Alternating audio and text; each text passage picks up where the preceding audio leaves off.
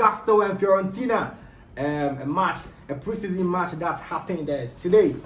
Newcastle 2, Fiorentina 0. I want us to quickly look at the statistics of the game, and then we also look at some of Newcastle's strength and their chances going into the Premier League and also the Champions League. So at the end of the match, the scores was 2-0 and Newcastle winning that game. The position was Fiorentina 60% and Newcastle 40%. The total shot at the end of the day was Newcastle 14. Despite their 40% of possession, they were able to play 14 total shots, whereas Fiorentina played 9 shots. Now 5 shots on target for Newcastle, and Fiorentina played a single shot on target. Givens, once again, Newcastle, their chances, how they came into the scene last season, securing a Champions League position. If you look at some of their statistics, it has been wonderful. Kindly just tell us something about Newcastle and what is driving their energy to the top. With Newcastle, I think it has to do with the takeover from the oil-rich people. Yes, so they got the chance a lot of investment there, exactly, right? A lot of investment, getting in new players, getting in a new coach. So it changed their psyche and their mentality, and they don't play expansive football. They don't really care about the passes, and they don't care about those things. All they want to do is that they win. So they are very, very, very pragmatic with the game. They look for your weakness, they exploit it. They are very physical. Very, very physical. It reminds me of Stoke City of those days. You can't just play with Newcastle and then have it easy. I don't know, they have bruises after the game. So Newcastle is a very strong team. I think they're one of the teams that considered the least goals in the Premiership last season. 33 goals. They scored 68 times. So that's about twice what they conceded last season. If you watch their final against Manchester in the Carling Cup, you realize that, or let's say the Carabao Cup, you realize that United struggled a lot in terms of physicality. A lot. They don't give the chance to play. A lot. And so now that they have strikers like Ishak, Almiron on the flanks, it was very difficult to beat them. They don't really have a problem with you keeping the ball. They just take their time, they suck you in, they take the ball from you, they hit you on the break, and that's it. So that's a typical Mourinho style, and they are playing it very, very well. So I think next season in the Champions League, surely they'll go out of the group stage. If they don't meet any of the big boys, it'll be quarterfinals for them, and hopefully they can pull a trick, and then get to maybe a semi-final. I don't think they're going to win anyway, but probably knock out quarterfinal good for them. And for the league, it'll be very difficult. I still think they can make top 4 next season. Looking at Chelsea's off color. Ever since Abramovich left, Chelsea's off color. They are trying to put it together, but I don't think they're going to make top 4 next season. I still think City to top the league. Arsenal second, probably. The Chelsea fans are listening to you. I'm sorry.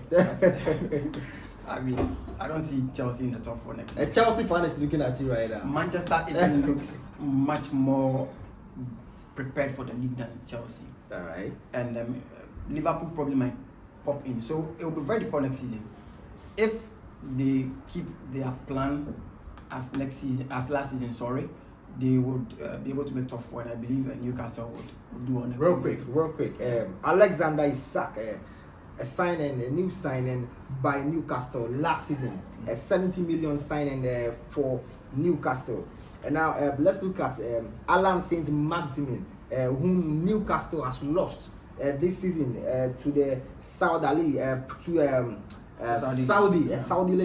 So it's Alexander Isak, because looking at this match, the Newcastle and Fiorentina match where the scores was 2-0, we realized that Alexander Isak made the first assist. That was in the 38th minutes where Magoa Almiron scored, and he came and scored made it 2-0 in the 82nd minute. Alexander Isak, is he going to carry the team on his shoulders going into this Premier League and also the Champions League season? Do you see Alexander Isak? Most likely. He's very tall. He's very quick. He's young.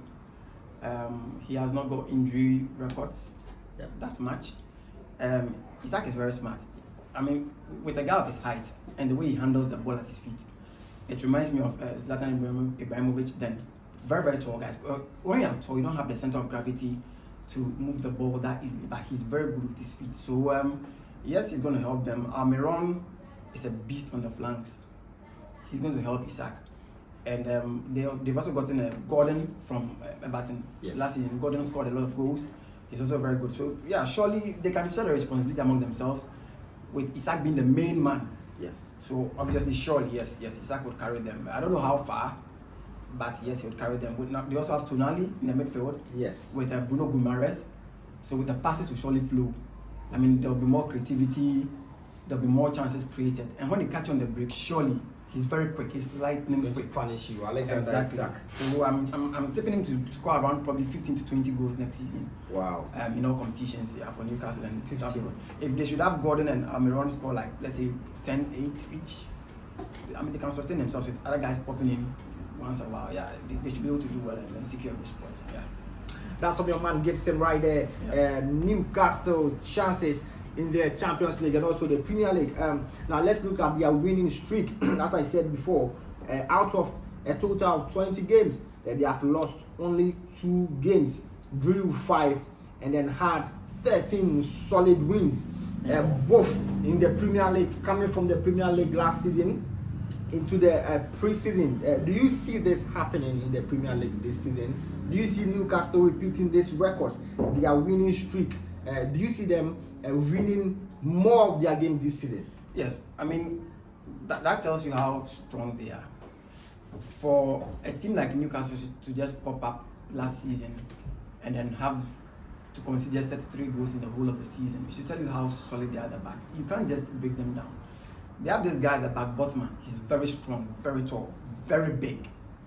They have Trippier. Trippier is a very experienced player from. He also played for Atletico Madrid. So you get the mentality. Sure. They don't just open up.